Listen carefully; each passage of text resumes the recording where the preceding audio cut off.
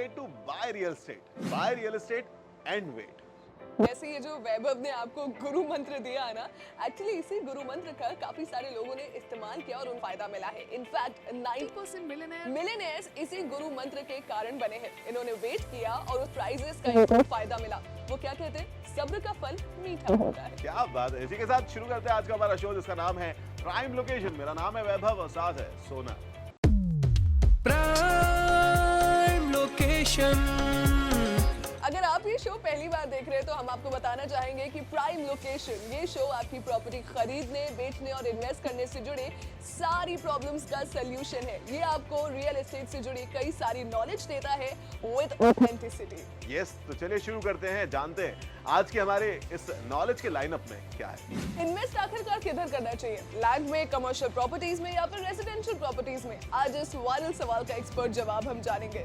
Yes, and साथ ही जब हम ओपन करेंगे हमारी रियल एस्टेट की डिक्शनरी, तब हम जानेंगे इस टर्म का मतलब बीएसपी आखिरकार क्या होता है। वाओ, आगे बढ़ते बढ़ते हम ये देखेंगे कि घर बेचने से जुड़ा एक बहुत ही बड़ा मिथ है भाई साहब, जो कि हम मिथ बस्टर में आज बस्ट करने वाले हैं। और जब हम जाएंगे हमारी फुल प्रूफ स्टोरी की ओर, तब हम जानेंगे कि जब आप अंडर कंस्ट्रक्शन प्रॉपर्टी लेने के लिए जाते हैं तो जो हिडन चार्जेस होते हैं उनको कैसे समझें। But before all of that, let's head on to our real estate updates. पहली अपडेट की अगर बात करें तो पंजाब के real estate developers and property dealers ने गवर्नमेंट के खिलाफ प्रोटेस्ट करने की बात कही है। उनकी मांगे अगर पूरी नहीं होती हैं तो वो प्रोटेस्ट करेंगे। लेकिन मांगे क्या है? मांगे में वो चाहते हैं कि रजिस्ट्रीज के ऊपर जो एनओसीज को लेकर कंडीशंस हैं उनको वेव ऑफ किया जाए एंड साथ ही कलेक्टर रेट्स को भी हटाया जाए जो अभी रिसेंटली हाइक किए गए थे।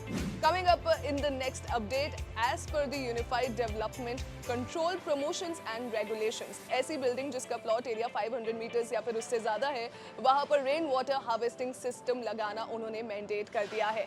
और इस चीज पर नासिक म्युनिसिपल कॉर्पोरेशन जो है वो कड़ी नजर रखने वाला है। थर्ड अपडेट की अगर बात करूं तो पंजाब, हरियाणा एंड हिमाचल प्रदेश में पीएमएवाई के हाउसेस का जो कंस्ट्रक्शन रेट है दैट इज 38%, जो कि पूरे देश भर के एवरेज यानी कि 50% से कम है, जिसे एक बुरा परफॉर्मेंस कंसीडर किया गया है। क्या आपको पता है कि जिंदगी की सबसे महंगी गलती क्या हो सकती है? आई गेस इसका आंसर मैं दे सकता हूँ। यार, रियल एस्टेट में कोई भी गलती हो ना, आपकी सबसे महंगी गलतियों में से एक होती है, क्योंकि आपका जिंदगी भर का कमाया हुआ पैसा उसमें इन्वॉल्व होता है। एब्सोल्युटली राइट, और उसी पैसों के साथ आपके प्रीशियस इमोशंस भी जुड़े होते हैं। ट्रू, एंड आप ऐसी कोई गलती ना करें, इसीलिए रियल एस्टेट के अंदर जो आपके सवाल होते हैं ना, उनको हम यहाँ तक आने का मौका देते हैं, हमारे वायरल सवाल तक आने का। तो चलिए चलते हैं हमारे वायरल सवाल की ओर। वायरल सवाल। आज का हमारा वायरल सवाल आया है अहमदाबाद से जतिन का। जतिन, बताइए क्या पूछना चाहते हैं आप? हाय, मेरा नाम जतिन है। एक आईटी कंपनी में जॉब करता हूँ और मेरे पास सेविंग्स भी ठीक ठाक है। अब उन सेविंग्स को इन्वेस्ट करना चाहता हूँ, बट कंफ्यूजन ये है कि सेविंग्स को कहाँ इन्वेस्ट करूँ, रेसिडेंशियल प्रॉपर्टी में, कमर्शियल प्रॉपर्टी में या फिर लैंड में।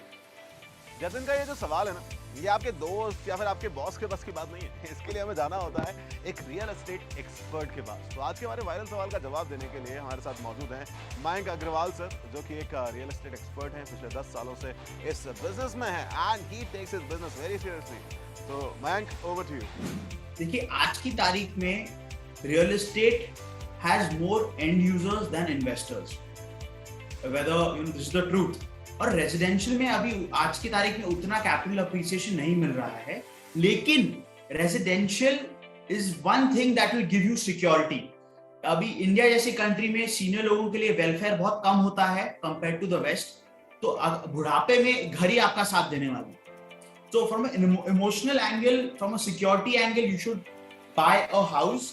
अगर आप purely investment देख रहे हैं, so I urge people to buy commercial, क्योंकि commercial में आपका rental yield ज्यादा होता है।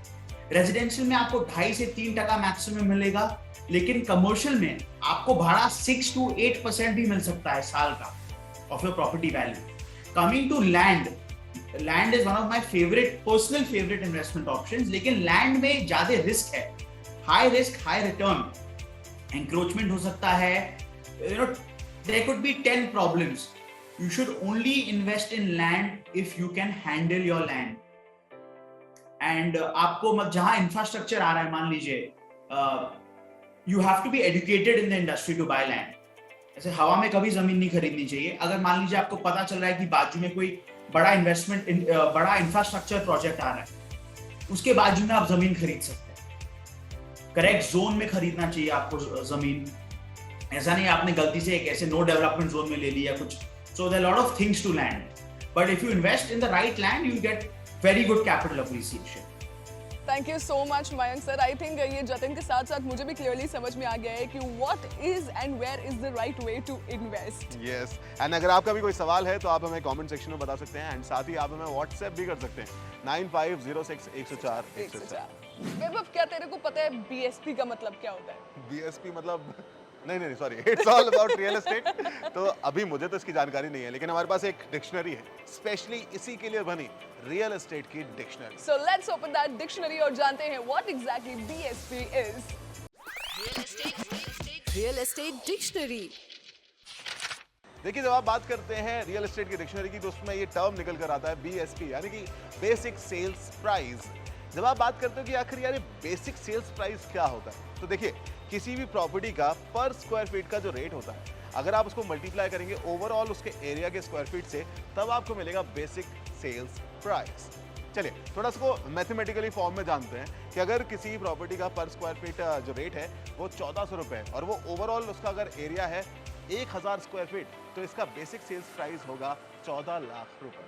That is all about what BSP is. I hope हमारे साथ साथ आपको भी इसका मतलब क्लियर हुआ होगा। देखिए, जब भी आप अपनी प्रॉपर्टी को मार्केट में सेल करने के लिए जाए ना, तो हमेशा मार्केट प्राइस से ज्यादा कोट करें, जिससे आपके पास एक बार्गेनिंग स्पेस बना रहेगा। इस बात को आपको बिल्कुल भी मानना नहीं है, ये एक बहुत ही कॉमन मिथ है जिसको आज हम बस्ट करने वाले हैं। Myth buster.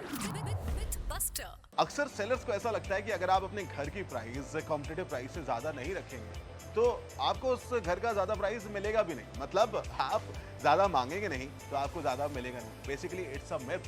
अब इसकी रियलिटी पे हम बात करते हैं। अगर आप अपने घर के प्राइस को मार्केट में सबसे ज़्यादा हायर प्राइस में बेचना चाहते हैं तो सबसे इंपॉर्टेंट बात तो ये है कि आपका घर जो है वो एक तो मार्केट में रह जाएगा, और धीरे धीरे क्या होगा ना, इतने दिनों की वजह से रह जाने की वजह से लोगों में जो क्यूरियोसिटी और जो इंटरेस्ट है ना वो भी कम होता जाएगा, एंड अंत में आकर आपको अपने घर को कम प्राइस में निकालना पड़ेगा। सो बेसिकली आपको करना क्या है कि जब भी आप अपने घर की सेलिंग की सोचें या फिर उसको बेचने का सोचें, हमेशा कॉम्पिटिटिव प्राइस में ही रखें, जिससे वो प्रॉपर्टी कभी अटकी ना रह जाए। कई बार ऐसा देखा गया है कि अंडर कंस्ट्रक्शन प्रॉपर्टी अगर आपको बहुत ज्यादा अच्छी लग जाए तो आप उसको खरीदने का पूरा मन बना लेते हैं। सबसे पहली बात, इनफैक्ट कई केसेस में लोग उसके पैसे भी जमा करने को तैयार हो जाते हैं, लेकिन आगे आके उनको पता चलता है कि बॉस ये तो प्रॉपर्टी का सिर्फ बेस सेल्स प्राइस ही है, इसमें अभी बहुत सारे हिडन चार्जेस भी जुड़ने हैं। एग्जैक्टली कई बार आप जब ये बेसिक सेल्स प्राइस के ऊपर प्रॉपर्टी खरीद लेते हैं और उसके बाद जो आपको झटका लगता है, बेसिकली जो फीलिंग आती है ना फ्रॉड वाली, ये फीलिंग आपको ना आए, इसीलिए आज हम इस फुल प्रूफ स्टोरी में आपको हम बताएंगे कि कौन से ऐसे एडिशनल हिडन चार्जेस होते हैं जो आपको पे करने होते हैं ड्यूरिंग दिस पीरियड। अब आप मान लीजिए कि किसी अंडर कंस्ट्रक्शन प्रॉपर्टी का जो बेस प्राइस है यानी कि बीएसपी दैट इज 45 लाख रुपए, 45 लाख्स, लेकिन इसी के साथ साथ ना पीएलसी भी कई बार देना पड़ सकता है, that is preferable location charges, जिसमें आप कह सकते हैं कि सी फेसिंग व्यू अगर आपको चाहिए या आपको पार्क के आसपास घर चाहिए तो उसके लिए एक्स्ट्रा चार्जेस होते हैं। अच्छा सर भैया, बात यही नहीं रुकती है, आप इसके लिए कई बार पे करते हैं आपके पार्किंग चार्जेस भी, जो कि 4 से 6% होते हैं आपकी प्रॉपर्टी के एक्चुअल कॉस्ट के। और अब बारी आती है आईटीसी यानी इंफ्रास्ट्रक्चर डेवलपमेंट चार्जेस की, जिसमें इनसाइड द कॉम्प्लेक्स फैसिलिटी जैसे इलेक्ट्रिसिटी, वाटर, सीवेज एक्सेट्रा की इंक्लूडेड होते हैं। आईटीसी के साथ ईटीसी यानी कि एक्सटर्नल डेवलपमेंट चार्जेस, ये आउटसाइड द कॉम्प्लेक्स प्रोवाइड की जाने वाली फैसिलिटीज होती है जैसे रोड एक्सेट्रा। ये सारे चार्जेस गवर्नमेंट को जाते हैं और ये लगभग 10% होते हैं बेसिक सेल्स प्राइस का। इसके बाद होता है कॉर्पस फंड या IFMS यानी इंटरेस्ट फ्री मेंटेनेंस सिक्योरिटी। ये आपके रेगुलर मेंटेनेंस चार्जेस से अलग होता है। ये इमरजेंसी फंड होता है। 45 लाख की प्रॉपर्टी है तो ये फंड 50,000 से 1 लाख तक हो सकता है।